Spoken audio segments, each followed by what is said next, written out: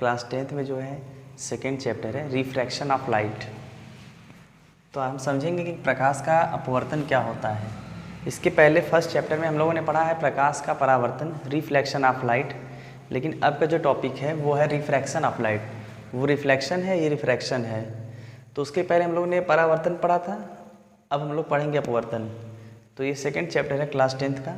तो देखिए क्या है, टॉपिक है प्रकाश का अपवर्तन। आज का हेडिंग है प्रकाश का अपवर्तन। तो प्रकाश का अपवर्तन क्या है उसको हम समझेंगे। एक बार देख लीजिए क्या है डेरिवेशन। प्रकाश की किरण एक समान माध्यम में सीधी रेखा में चलती है, परंतु जब यह किरण एक पारदर्शी माध्यम से दूसरे पारदर्शी माध्यम, यहाँ पारदर्शी छूट गया है, दूसरे पारदर्शी पारदर्शी माध्यम में जाती है, तो दूसरे माध्यम में प्रवेश करने पर इसका वेग तथा दिशा बदल जाती है। इसके वेलोसिटी और डायरेक्शन में क्या होती है, चेंजिंग होती है। या इसको कह सकते हैं कि अपने मार्ग से विचलित हो जाती है, अपने रास्ते से हट जाती है। विचलन मतलब कि हट जाना, जैसे जाती है वैसे नहीं जाएगी, कुछ उसमें बदलाव होना, उसी को कहते हैं विचलन। और इस घटना को ही प्रकाश का अपवर्तन कहते हैं, यानी रिफ्रैक्शन ऑफ लाइट। कुछ एग्जाम्पल्स हैं, जैसे तारों का टिमटिमाते हुए दिखाई देना, पानी में डूबी हुई सीधी छड़ का मुड़ा हुआ प्रतीत होना, पानी में गिरी हुई किसी वस्तु का उसकी वास्तविक गहराई से थोड़ा उभरा दिखाई देना, उठा हुआ कुछ। अब इसको अच्छे से आराम से समझते हैं क्या है प्रकाश का अपवर्तन। देखिए, जब प्रकाश की किरण एक माध्यम में चलती है, कोई एक ही माध्यम हो, जैसे केवल जल हो, केवल वायु हो, तो उस समय उसके मार्ग में या उसके दिशा और वेग में किसी भी प्रकार का परिवर्तन नहीं होगा। क्यों नहीं होगा? क्योंकि उसमें जो होता है एक ही माध्यम होता है। लेकिन जब दो माध्यम हो जाते हैं, जब टू मीडियम हो जाए, जब दो माध्यम हो जाए, एक ही माध्यम रहेगी तो प्रकाश की जो किरण होगी कैसी चलेगी, सीधी चलेगी।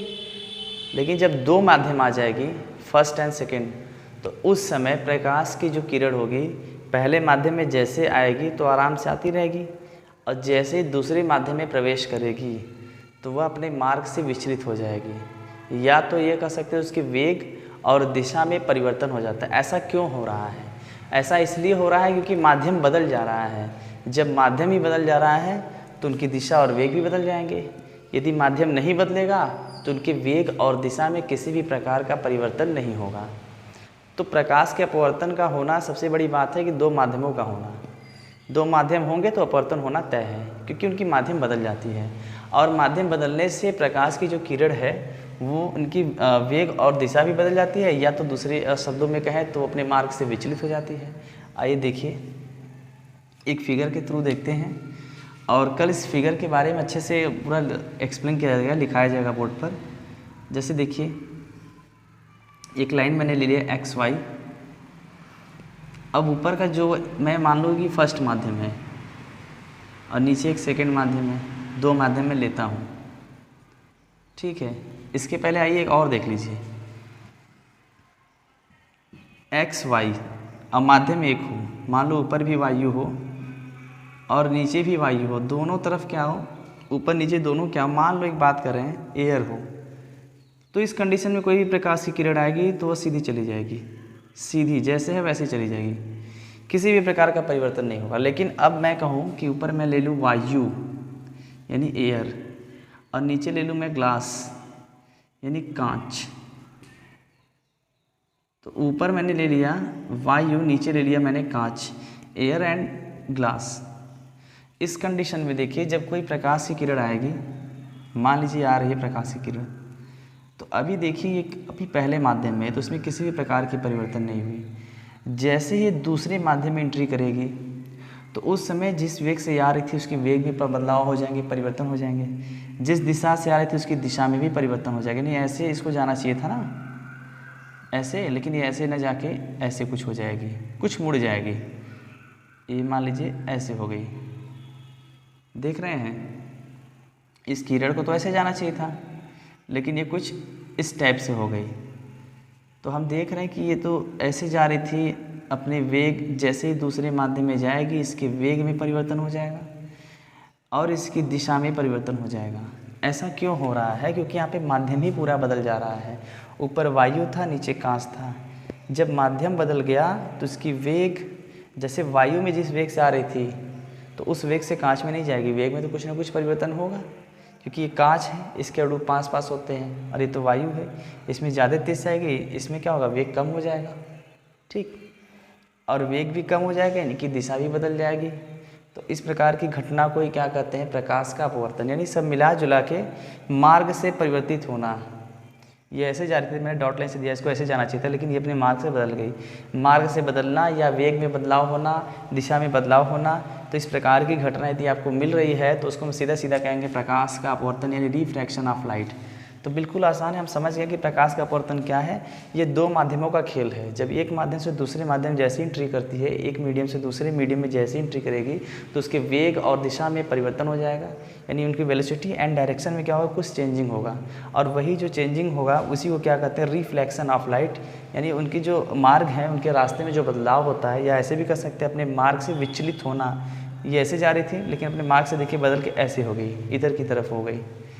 और इन्हीं के बीच में क्या होता है, एक अविलंब होता है, नॉर्मल लाइन। ठीक है ना, इसके बारे में कल फिगर के बारे में अच्छे से हम लोग एक्सप्लेन करेंगे। अभी तो बस इतना समझिए कि प्रकाश का अपवर्तन क्या है। तो एक पारदर्शी माध्यम, पारदर्शी मतलब इसमें से भी किरण पार पार हो जाएगी, आर पार चली जाएगी, और ये भी क्या है, पारदर्शी हो। हाँ, माध्यम कैसा होना चाहिए, पारदर्शी होना चाहिए, न कि अपारदर्शी। पारदर्शी का मतलब आर पार हो जाना। ठीक है, तो इस प्रकार से हम लोग समझ गए हैं। अब देखिए कुछ एग्जाम्पल देखिए, जैसे तारों का टिमटिमाते हुए दिखाई देना। रात में तारे ऐसा लगता है टिमटिमाते हैं, किसी में ज़्यादा प्रकाश होती है, किसी में कम होती है, लेकिन वो ऐसा नहीं है, वो सिर्फ प्रकाश का अपवर्तन है। उसके बाद पानी में गिरी हुई किसी वस्तु का, अच्छा हाँ, दूसरा यहाँ देखिए, पहले पानी में डूबी हुई सीधी छड़ का मुड़ा हुआ प्रतीत होना। जैसे पानी ले लीजिए किसी बाल्टी वगैरह में, जिसमें से आप इस पास उस पास देख सके, किसी ग्लास में लीजिए पानी। ठीक है, ग्लास में लिए, अच्छे से एक्सप्लेन हो जाएगा। उस ग्लास में पानी ले लीजिए, ग्लास में पानी ले लीजिए और उसमें किसी पेंसिल को रखिए। आप उसको ऐसे रखेंगे ना तो वो कुछ ऐसा दिखाई देगा। ये मान लीजिए आपका पेंसिल है, तो इसमें जैसे ही आएगा कुछ इस टाइप से दिखाई देगा, यहाँ ऐसे, यहाँ कुछ टेढ़ापन में दिखाई देगा, क्योंकि ऊपर वायु नीचे जल, तो मार्ग बदल गए, सॉरी उसके माध्यम बदल गए, माध्यम बदल गए तो उनके जो है मार्ग बदल गई, उसकी मार्ग से विचलित हो गई, या उसके वेग और दिशा में परिवर्तित हो गई। ठीक है, तो इस प्रकार की घटना को ही कहते हैं प्रकाश का अपवर्तन। दूसरा देखिए, पानी में गिरी हुई किसी वस्तु का उसकी वास्तविक गहराई से थोड़ा ऊपर दिखाई देना है। जैसे कि आप किसी कॉइन को ले लीजिए, कोई सिक्का ले लीजिए, उसको पानी में डालिए किसी बाल्टी या टब में, फिर उसको देखिए ध्यान से, तो कुछ उभरा हुआ दिखाई देता है। ऐसा क्यों? इसलिए दिखाई देता है कि जो हम देखते हैं तो उसमें जो किरण होती है वो दो माध्यमों से गुजरती है, एक तो वायु, दूसरा तो जल। तो अपने क्या होती है, वेग और दिशा में परिवर्तन, यानी मार्ग से विचलित होना। तो उसे भी क्या कहेंगे, प्रकाश के अपवर्तन के कारण वो हमें क्या होती है, कुछ उठी हुई दिखाई देती है, लेकिन वो वास्तव में उठी नहीं होती है। अब कल इस पर हम डिस्कस करेंगे इसके पूरे फिगर के बारे में, और इसमें कौन आपतित किरण है, कौन अपवर्तित है, क्या क्या इसमें सब प्रोसेस है। नेक्स्ट टाइम आप स्क्रीनशॉट ले सकते हैं। Thank you.